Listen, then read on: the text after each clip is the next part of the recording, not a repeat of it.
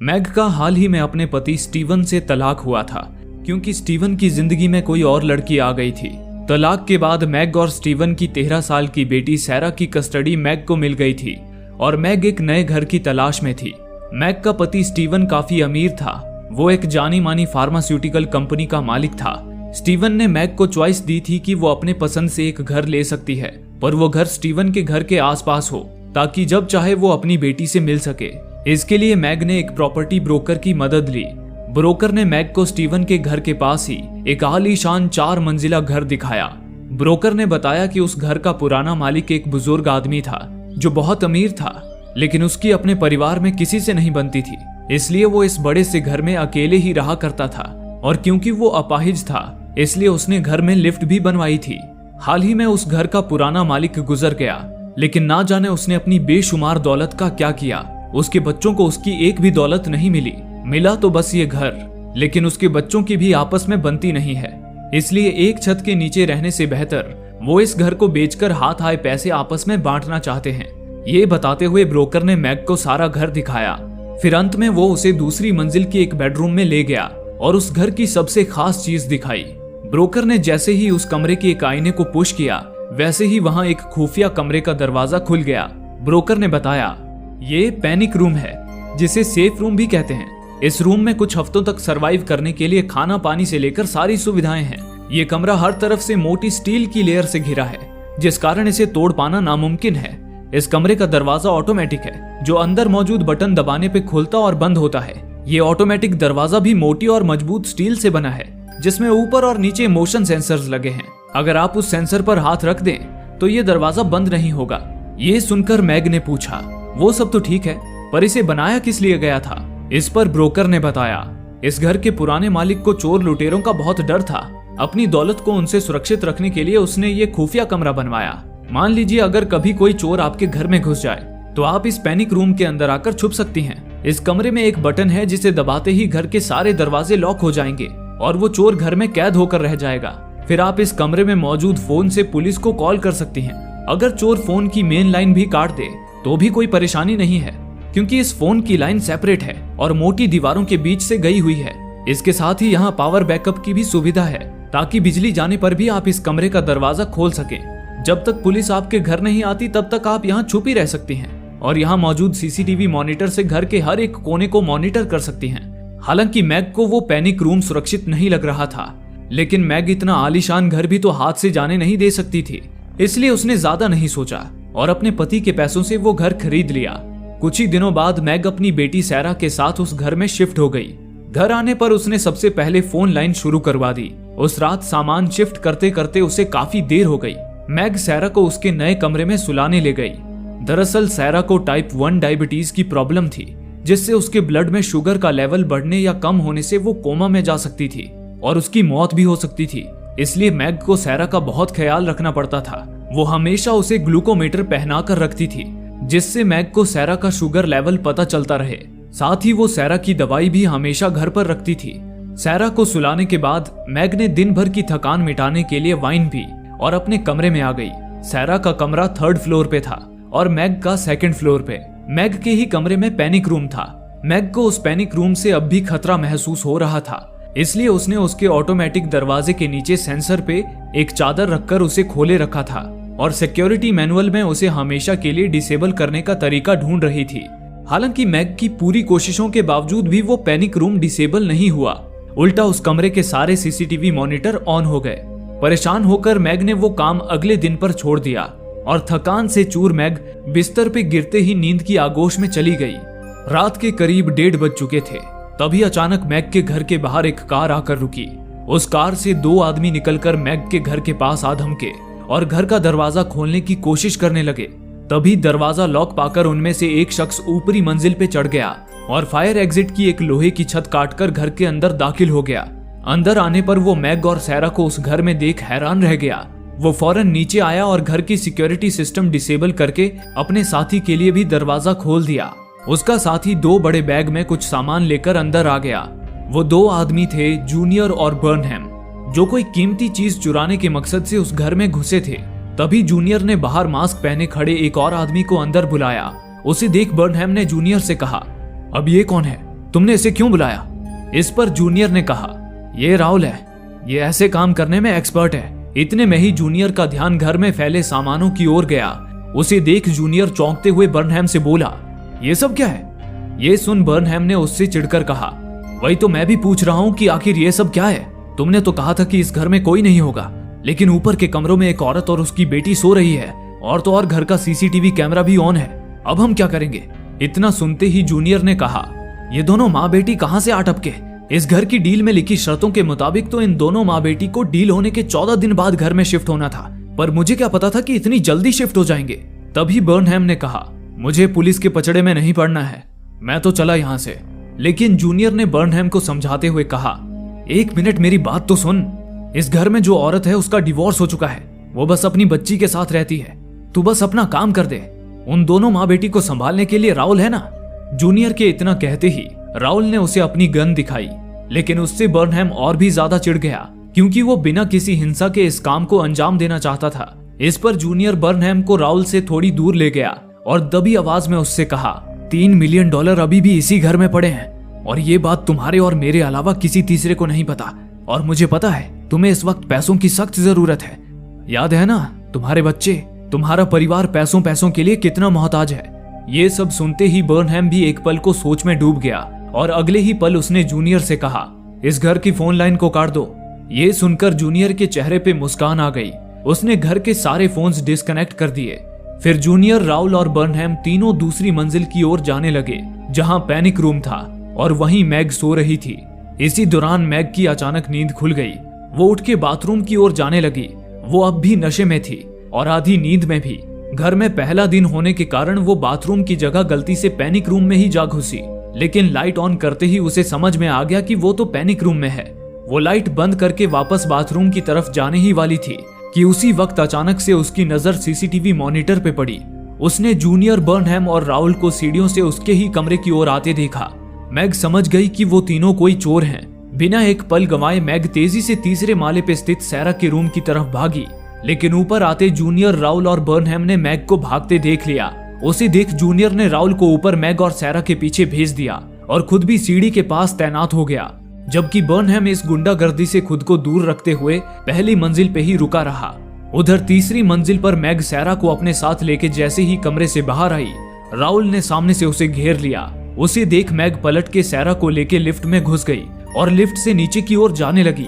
ये देख राहुल ने चिल्ला के जूनियर को ये खबर दी। फिर जूनियर और राहुल निचली मंजिल पे लिफ्ट के दरवाजे के सामने आके खड़े हो गए। अब जैसे ही लिफ्ट नीचे आकर खुलती, मैग और सैरा पकड़े जाते। तभी लिफ्ट में सैरा ने मैग को पैनिक रूम के बारे में याद दिलाया। पैनिक रूम के बारे में सुनते ही मैग की दिमाग की बत्ती जल गई।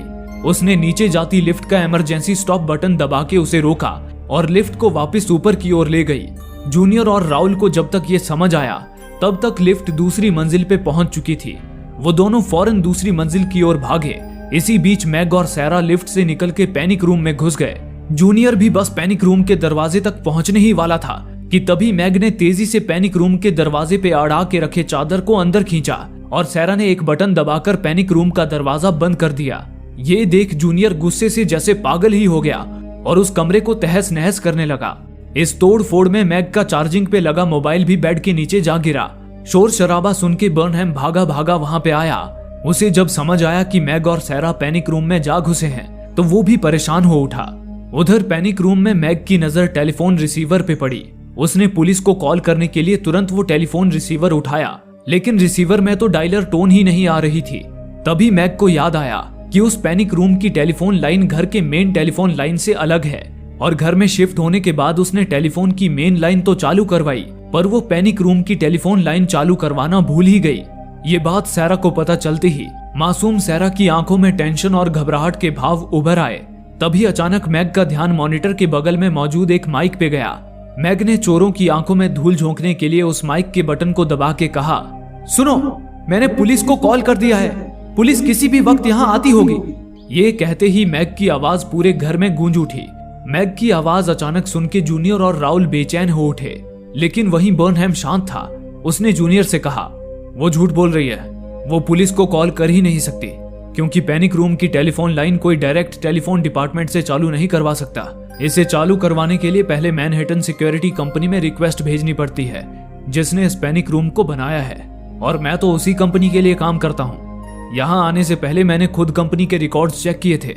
इस औरत की कोई रिक्वेस्ट नहीं थी उसमें, यानी कि अभी तक इस पैनिक रूम की टेलीफोन लाइन चालू नहीं हुई है। ये सुनते ही जूनियर ने राहत की सांस ली। इसके बाद बर्नहैम सीसीटीवी कैमरे के पास गया और अपने हाथों से इशारा करके मैग को बताया कि उन्हें पता है कि पैनिक रूम का फोन बंद है।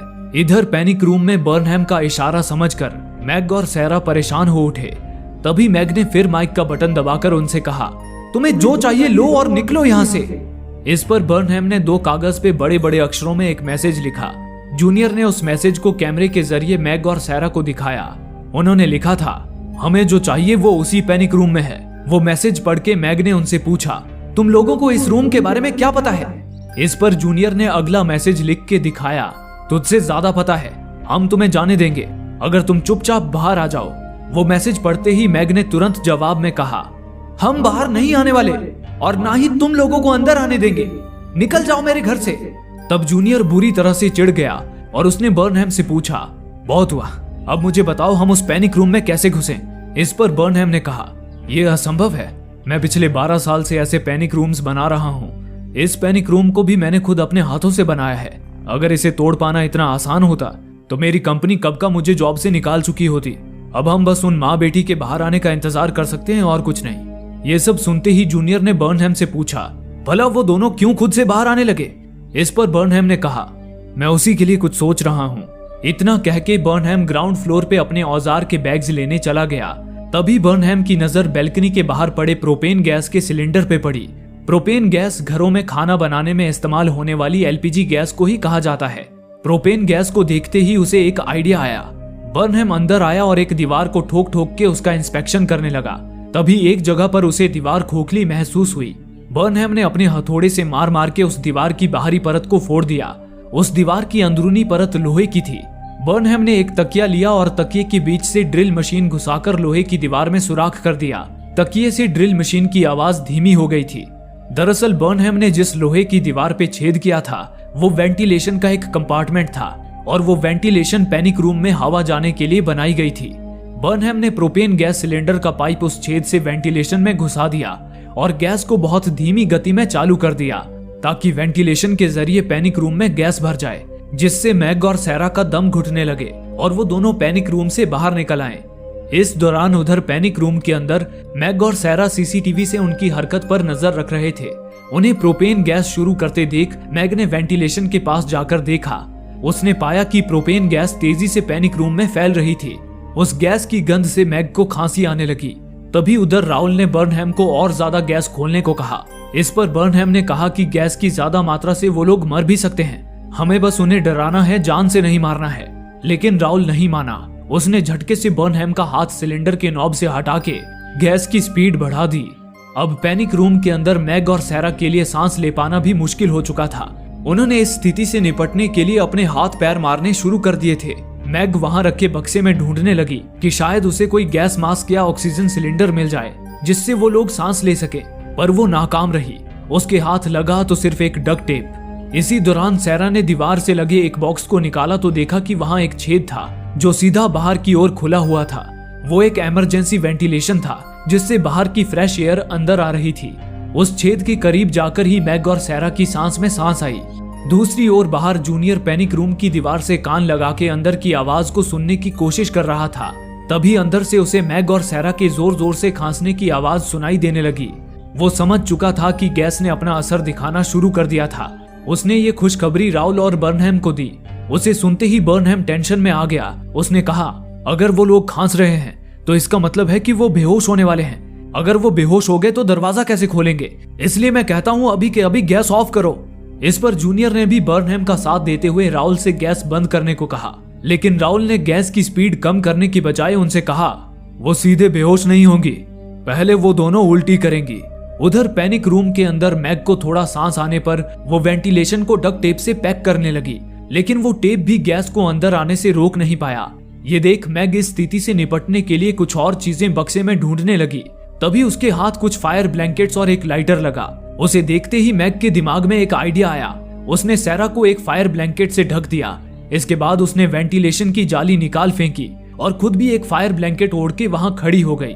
उस वक्त बाहर जूनियर दीवार से कान सटाए अंदर की आवाजें सुनने की कोशिश कर रहा था। तभी उधर मैग ने लाइटर को वेंटिलेशन में डाल के लाइटर का ट्रिगर दबा दिया, जिससे गैस ने आग पकड़ ली और वो तेज आग की लपट प्रेशर के साथ दीवार के बाहर निकली, जिससे दीवार के पास खड़े जूनियर का हाथ और चेहरा आग में झुलसने लगा। वहीं दूसरी ओर वो आग पैनिक रूम में भी फैल चुकी थी, पर खुशकिस्मती से वो पैनिक रूम फायर प्रूफ था। पैनिक रूम की छत पे लगे एक वेंटिलेशन ने अंदर का सारा आग सोख लिया, जिससे मैग और सैरा की जान बच गई। इसी दौरान उधर गैस पाइप के जरिए आग सिलेंडर तक पहुंच चुकी थी, जिससे उस सिलेंडर के फटकर 2 टुकड़े हो गए। जूनियर का दाहिना हाथ अब भी आग में जल रहा था। तभी बर्नहैम ने वहीं पड़े बेड के चादर से जूनियर को लपेट के उसकी आग बुझा दी, लेकिन तब तक जूनियर का एक साइड का चेहरा और एक हाथ बुरी तरह से जल चुका था। पर उसकी परवाह किए बिना जूनियर गुस्से में कैमरे की तरफ देखकर मैग और सैरा को गालियां देने लगा। इसी दौरान राहुल ने जूनियर से कहा कि वो उससे अकेले में कुछ बात करना चाहता है। ये सुन जूनियर राहुल के पीछे पीछे फर्स्ट फ्लोर पे चला गया। अब सेकंड फ्लोर में पैनिक रूम के बाहर सिर्फ बर्नहैम रह गया था। नीचे आकर राहुल ने जूनियर से कहा, अब इस काम में रिस्क बहुत ज्यादा बढ़ गया है, इसलिए जो पैसे हम चोरी करने आए हैं उसके मुझे बराबर हिस्से चाहिए। इस पर जूनियर ने चिढ़ते हुए कहा, मैं यहाँ कोई पैसे चोरी करने नहीं आया हूँ। मैं तुझे बता दूं कि ये घर पहले मेरे कंजूस बाप का था। इतनी दौलत होने के बावजूद उस बुढ़े ने हमें पाई पाई का मोहताज बना दिया था। पता भी है मैंने कितनी मेहनत और पेशेंस से 2 साल तक हर वीकेंड यहाँ आकर बुढ़े को अपने हाथों से खिलाया पिलाया, उसकी सेवा की। मैंने बड़े बेटे होने का सारा फर्ज निभाया। तब कहीं जाके बुढ़े का दिल पसीजा और मरने से पहले बुढ़े ने मेरे कान में अपने दौलत के पिटारे की जगह बताई, जो उसने पैनिक रूम में कहीं छुपा रखा था। लेकिन बुढ़े के मरने से पहले ही मुझे जेल हो गई। जब मैं जेल से बाहर आया तो मुझे पता चला कि मेरे बाप का घर तो बिक गया है। तब मैंने आइडिया लगा के बर्नहैम को ढूंढा, जिसने उस पैनिक रूम को बनाया था, ताकि मैं उसकी मदद से पैनिक रूम से अपने बाप की दौलत हासिल कर सकूं। जूनियर ने आगे कहा, ठीक है, मैं तुझे बराबर हिस्सा यानी कि $1 मिलियन दूंगा, लेकिन याद रख ये सारी प्लानिंग मेरी है, इसलिए तुझे और बर्नहैम को मेरे इशारों पे चलना होगा। इसी दौरान बर्नहैम भी छुपकर उनकी सारी बातें सुन रहा था। राहुल ने जूनियर से कहा, ठीक है, मैं तेरी बात मान सकता हूँ, पर अपने उस चूजे बर्नहैम से कहना कि दोबारा मुझे कोई ऑर्डर ना दे, वरना मैं 6 की 6 गोलियां उसके भेजे में उतार दूंगा। बस इतना सुनते ही बर्नहैम की सनक गई और वो भी पहली मंजिल पे आकर राहुल से झगड़ने लगा। उनकी इस बहसबाजी को उधर मैग और सैरा मॉनिटर कर रहे थे। तभी मैग ने सैरा से कहा, वो सभी नीचे हैं, अगर मैं जल्दी से बाहर जाके अपना मोबाइल ले आऊं तो उससे हम मदद बुला सकते हैं। ये कहकर मैग फौरन पैनिक रूम से बाहर निकल आई और बिना शोर किए अपना फोन ढूंढने लगी। इतने में ही मैग को उसका फोन बेड के नीचे पड़ा दिखाई दिया। मैग अपना हाथ लंबा कर फोन तक पहुंचने की कोशिश करने लगी, पर बेड के नीचे गैप काफी कम था, जिससे मैग का हाथ फोन तक पहुंच नहीं पा रहा था। इसी जद्दोजहद में मैग के हाथ से बगल में रखे टेबल लैंप को ठोकर लग गया। लैंप के गिरने की आवाज से जूनियर, बर्नहैम और राहुल सतर्क हो गए और तेजी से पैनिक रूम की ओर भागे। उसी पल मैग के हाथ उसका फोन लग गया। वो फोन लेकर फौरन पैनिक रूम में घुस गई और जूनियर के दरवाजे तक पहुंचने से 1 सेकंड पहले उसने पैनिक रूम का दरवाजा बंद कर दिया। जूनियर गुस्से से बस अपना दांत पीसता रह गया, पर वहीं बर्नहैम समझ चुका था कि मैग जरूर कमरे से कोई चीज अंदर ले गई है। तभी जूनियर को वहां एक मोबाइल चार्जर दिखा। उसे देख वे लोग समझ गए कि मैग के पास मोबाइल था और वो उसे ही अंदर ले गई है। ये जानकर जूनियर और राहुल सकते में आ गए, लेकिन वहीं दूसरी ओर मोबाइल मिलने के बावजूद भी मैग परेशान थी, क्योंकि उसके मोबाइल पर नेटवर्क ही नहीं आ रहा था। इसी दौरान उधर बर्नहैम ने जूनियर को बताया, फिक्र मत करो, पैनिक रूम में किसी भी मोबाइल का नेटवर्क नहीं मिलता, वो औरत किसी को कॉल नहीं कर पाएगी। ये सुन जूनियर ने राहत की सांस ली। तभी उधर मैग को ख्याल आया कि टेलीफोन की मेन लाइन तो शुरू है। उसने सैरा से कहा, हो सकता है टेलीफोन की मेन लाइन यहाँ की वायरिंग से होकर गई हो। अगर हमें टेलीफोन लाइन की वायर मिल जाए तो हम उस वायर को पैनिक रूम के टेलीफोन से कनेक्ट कर सकते हैं। ये बताकर मैग ने पैनिक रूम का वायरिंग वाला कैबिनेट खोलकर देखा। वहाँ वाकई टेलीफोन का एक वायर मौजूद था। मैग ने सैरा से पैनिक रूम का फोन उखाड़कर लाने को कहा और खुद उस टेलीफोन वायर तक पहुंचने की कोशिश करने लगी। इस दौरान उधर बर्नहैम दीवार से कान लगाकर मैग की बातें सुनने की कोशिश कर रहा था। उसे भनक लग चुकी थी कि मैग फोन से कोई छेड़छाड़ कर रही है, लेकिन वो बेफिक्र था। उसने जूनियर से कहा, तुमने बेसमेंट में मौजूद टेलीफोन की मेन लाइन तो काट दी थी ना, अब वो फोन से चाहे जो भी करें वो फोन कनेक्ट ही नहीं कर पाएंगे। तभी जूनियर ने कहा, पर मैंने तो मेन लाइन काटी ही नहीं थी, मैंने तो बस फोन्स को मेन लाइन से डिस्कनेक्ट किया था। ये सुनते ही बर्नहैम की बेफिक्री चिंता में बदल गई। वो फौरन मेन लाइन बंद करने बेसमेंट की ओर भागा। तब तक उधर टेलीफोन की तार मैग के हाथ लग चुकी थी। मैग ने वो तार पैनिक रूम के फोन से जोड़ दी। खुशकिस्मती से वो फोन चालू हो गया। मैग ने फौरन 911 पे कॉल किया, लेकिन पुलिस को फोन कनेक्ट होने में काफी समय लग रहा था। हालात को देखते हुए सैरा ने कहा, डैड को फोन कीजिए। इतना सुनते ही मैग ने अपने पति स्टीवन को कॉल किया, लेकिन तब तक उधर बर्नहैम और राउल बेसमेंट में पहुंच चुके थे। पर वहां ढेर सारी वायर के बीच बर्नहैम को टेलीफोन वायर ढूंढने में समय लग रहा था। इतने में ही इधर स्टीवन ने फोन उठा लिया। मैग ने उससे कहा, हमें मदद चाहिए, यहाँ 3। मैग ने बस इतना कहा ही था कि तभी उधर राउल ने एक हथौड़े से सारे वायर्स पे वार करके उनमें शॉर्ट सर्किट कर दिया, जिससे मैग का फोन भी डिस्कनेक्ट हो गया। मैग और सैरा एक बार फिर नाकामयाबी का कड़वा घूंट पीकर रह गए, लेकिन मैग ने सैरा को भरोसा दिलाया कि उसके पिता स्टीवन ने उनकी कुछ बात तो सुनी होगी और वो मदद के लिए पुलिस को कॉल जरूर करेंगे। अब वे बस मदद के लिए इंतजार करने लगे। दूसरी ओर अब जूनियर के सब्र का बांध टूट चुका था। वो अपने जख्म का दर्द बर्दाश्त नहीं कर पा रहा था। उसने बर्नहैम और राउल से कहा, अब ये प्लान फेल हो चुका है। इससे पहले कि कोई और मुसीबत खड़ी हो, हमें यहाँ से निकल जाना चाहिए। ये कहकर जूनियर बर्नहैम और राउल को कुछ पैसे देने के लिए पैसे गिनने लगा। इस दौरान वो अपने आप में ही बड़बड़ाए जा रहा था, मैं तो ये सोचकर आया था कि मैं चालाकी से अकेला अपने बाप की सारी दौलत हड़प लूंगा, पर सब सत्यानाश हो गया। पर अब मुझे कानूनी तरीके से वो पैसे हासिल करने होंगे, लेकिन ऐसा करने पे मेरे 5 भाई बहनों में बंटवारा होगा और दौलत का कुछ हिस्सा तो सरकार को टैक्स चला जाएगा। बचे सिर्फ $13 मिलियन, वो भी 5 हिस्सों में बटेंगे।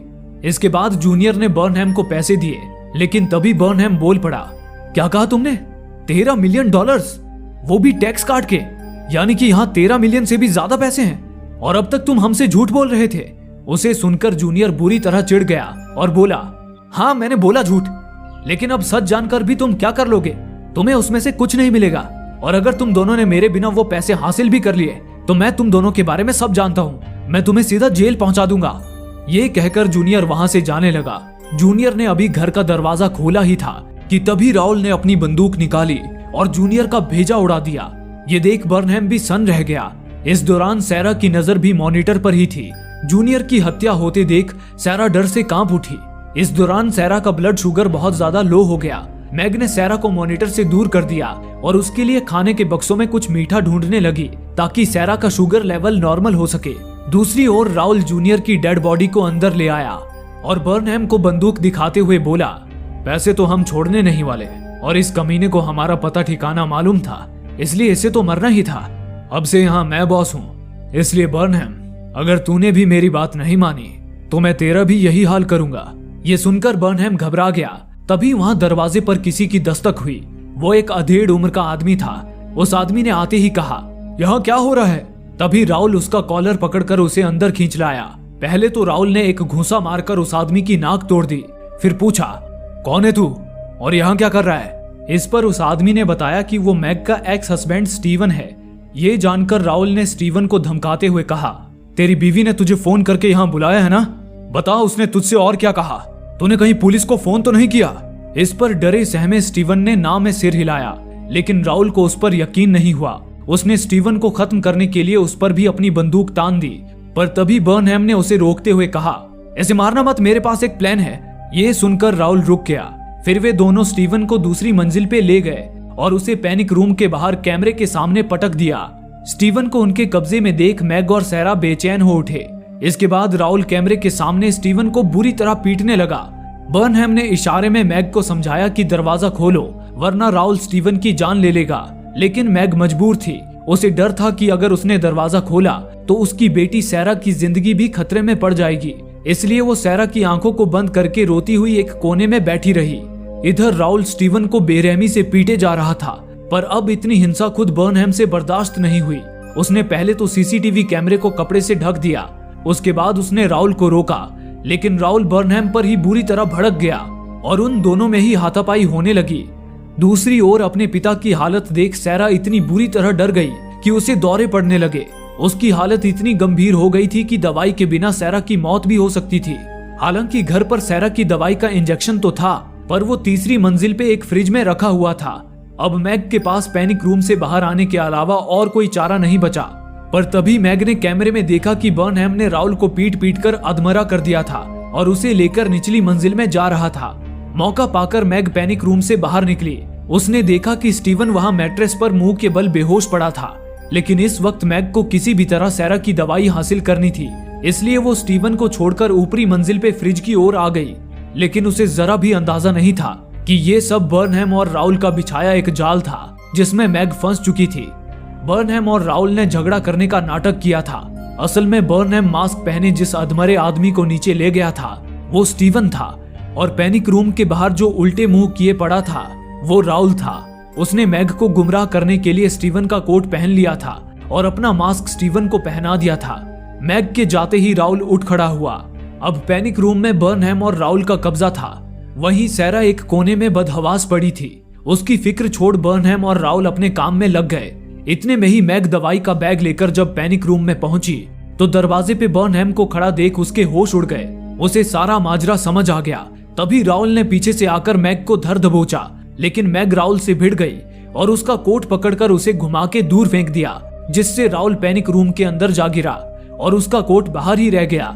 उस कोट में ही राउल की बंदूक मौजूद थी।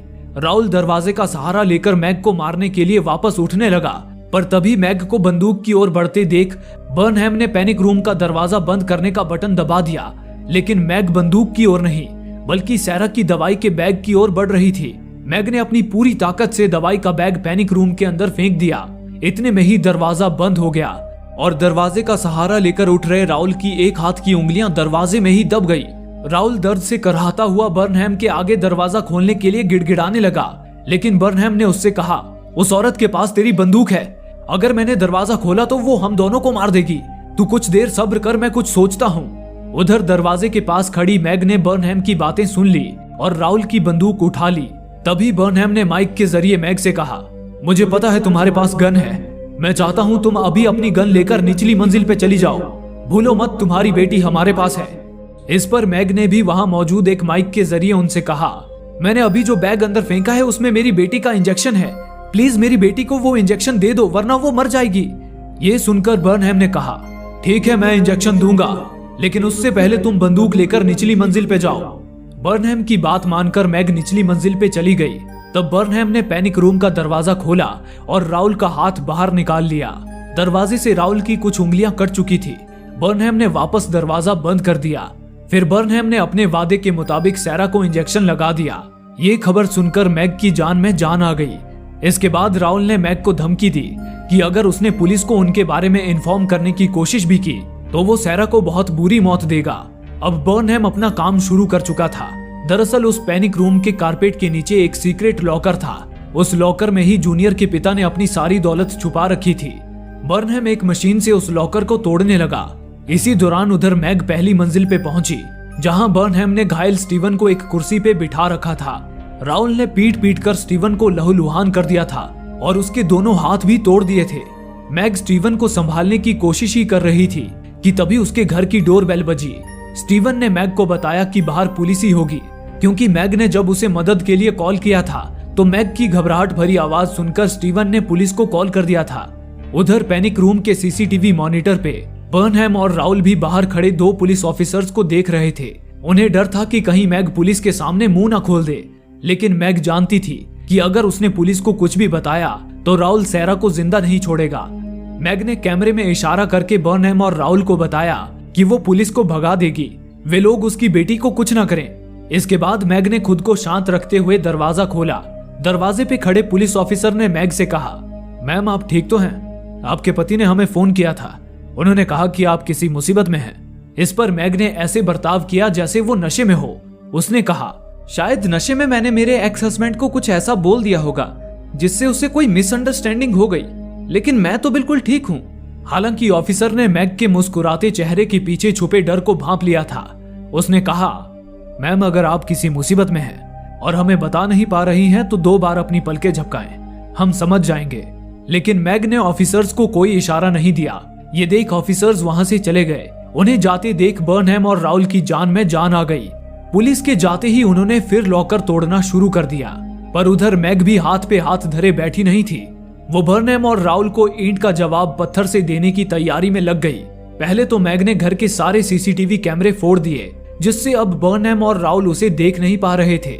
इसके बाद मैग ने स्टीवन के हाथ में गन थमा दी और उसे पहली मंजिल की सीढ़ियों के सामने बिठा दिया। स्टीवन अपना हाथ हिला तो पा रहा था पर उठा नहीं पा रहा था, इसलिए मैग ने एक लैंप स्टैंड से उसके हाथ को सपोर्ट देकर गन सामने की ओर पॉइंट कर दी। फिर मैग खुद एक हथौड़ा लेकर एक कमरे में छुप गई। इसी दौरान दूसरी ओर बर्नहैम लॉकर तोड़ने में कामयाब हो गया। उसने देखा कि लॉकर में कुछ बैंक बॉन्ड्स रखे हुए थे। बैंक बॉन्ड्स किसी पर्सन द्वारा किसी बैंक को दिए जाने वाला लोन है। दरअसल जूनियर के पिता ने अपने सारे पैसे किसी बैंक को लोन के रूप में दे रखे थे, जो उन्हें एक निश्चित समय के बाद ब्याज के साथ वापस मिलते। उन पैसों के बदले बैंक ने ये बैंक बॉन्ड जारी किए थे। समय पूरा होने पर उस बैंक बॉन्ड को बैंक में दिखाकर पैसे हासिल किए जा सकते थे। बर्नहैम ने देखा कि वो $22 मिलियन के बैंक बॉन्ड्स थे। उसे पाकर बर्नहैम और राउल की खुशी सातवें आसमान पे थी। बर्नहैम ने वो बैंक बॉन्ड्स अपने जैकेट में छुपा लिए। उसके बाद वो दोनों सैरा को लेकर वहां से निकलने लगे। वो दबे पांव सीढ़ियों से पहली मंजिल में आ गए और जैसे ही निचली मंजिल पे जाने को हुए तभी वहां एक बल्ब जल उठी। वो बल्ब स्टीवन के हाथ में मौजूद लैंप की थी।